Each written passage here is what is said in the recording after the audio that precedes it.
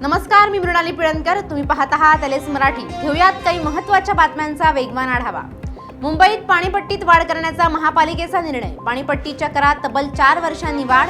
पाणीपट्टीच्या करात 8% वाढ करण्याचा निर्णय. मुक्त आणि स्थायी समितीकडे प्रस्ताव.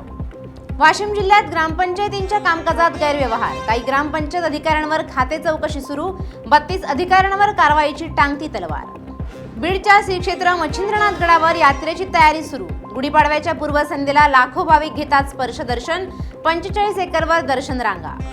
नाशिकच्या मालेगावात शासकीय रुग्णालयांसह खासगी रुग्णालयांमध्ये रुग्णसंख्येत वाढ. उष्माघात रुग्णांसाठी स्वतंत्र कक्ष सुरू. विशेष काळजी घेण्याचं वैद्यकीय अधिकाऱ्यांचं आवाहन.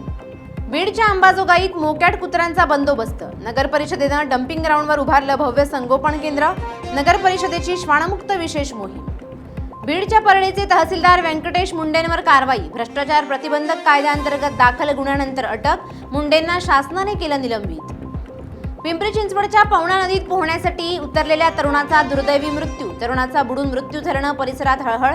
उन्हापासून सुटका करण्यासाठी तरुणाची नदीत उडी. लोणावळा शहरात वीज बिल वसुलीसाठी गेलेल्या महिला वीज कर्मचाऱ्याला धक्काबुक्की. शासकीय कामात अडथळा आणत शिवीगाळ आणि मारहाण केल्याप्रकरणी गुन्हा दाखल. महावितरणच्या कर्मचाऱ्यांच्या सुरक्षिततेचा प्रश्न ऐरणीवर. बीडच्या वसतिगृहात जास्त विद्यार्थी दाखवून करोडोंचा निधी लाटला. मुख्य कार्यकारी अधिकाऱ्यांकडून चौकशीचे आदेश. दोषी अधिकाऱ्यांवर कारवाई करण्यात येणार. मुख्य कार्यकारी अधिकाऱ्यांची माहिती. पालघरच्या तारापूर औद्योगिक क्षेत्रातील कारखान्याला आग. आगीचे आणि धुराचे लांबच लांब लोळ.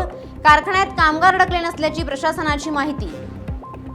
या होत्या आताच्या घडीच्या काही महत्त्वाच्या बातम्या. अशाच महत्त्वाच्या बातम्यांसाठी पाहत रहा एलएस मराठी.